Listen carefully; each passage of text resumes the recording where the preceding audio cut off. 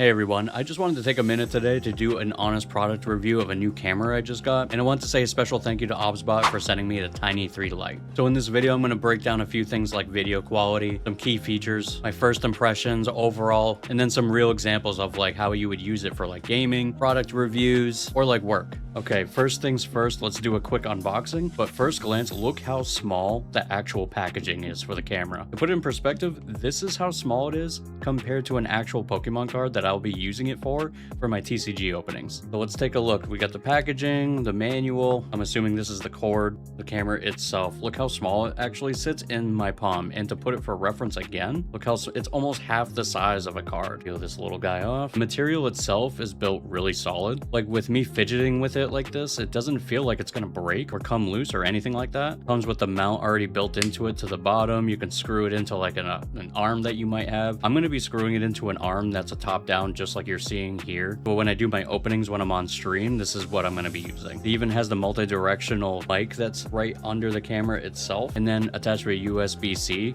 This is our cable here. It looks like we got the adapter piece. Okay, so it goes USB-C, but it also goes to USB, so that's perfect, and then comes with USB-C to C. And this is how small it is compared to one of those normal eMeet cameras that I got off TikTok shop. But now I switched over to the OBSBOT Tiny 3 Lite, and it's very easy to set up. All I did was plug it in, download the software, and it auto connects everything. And I'm showing you the software that comes with it to show you how easy it actually is to use. So the first things first, they actually have this view in gimbal option right here that you can actually just click and hold to reposition the camera exactly the way you want it. Since I use OBS for everything, it's actually nice to go into a camera setting and fix it before I have to do anything in OBS. You can even get pretty specific on how you want it to look with this little slider right here to zoom all the way in, zoom all the way out, or the presets here. You could do narrow, medium, or even wide. It even has like this really cool hand tracking motion. I have it to my left hand right now. No matter how I do it, like up and down, left, right,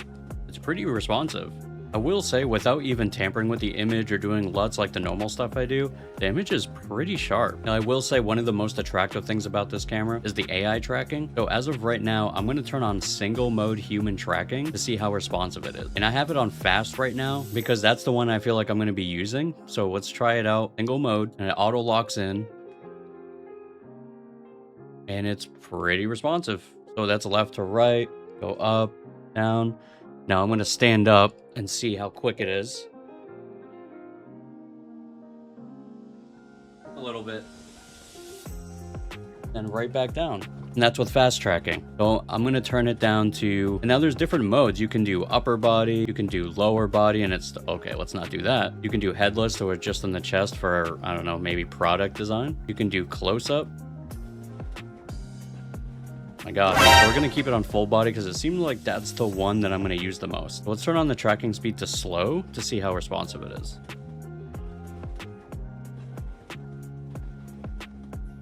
As long as I'm not darting back and forth, it's still pretty quick. So let's go back to fast just for a comparison. Yeah, I mean, no matter what you have it on, even standard, it's locking onto you no matter what you're doing. So even if I stand up on slow, a lot smooth.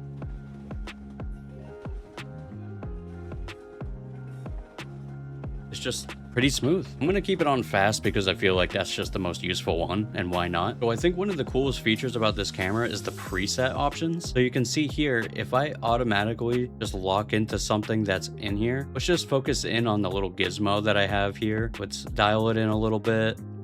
I'm gonna zoom in a little bit more and center him. And then I'm gonna hit add preset. So that's my preset 3. So now that we're back to the normal position, I'm gonna hit preset 3.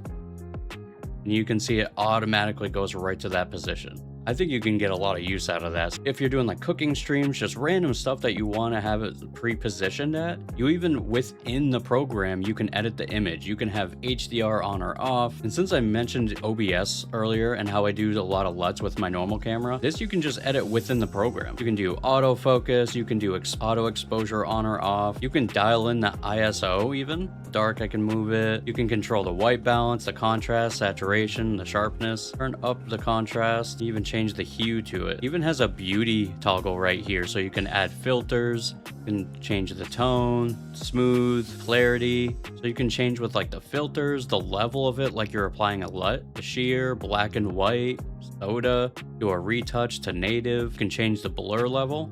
Just keep it on 2 right there. That looks pretty good. Or you could even do a background replacement if you don't want your work meetings to see what's actually behind you.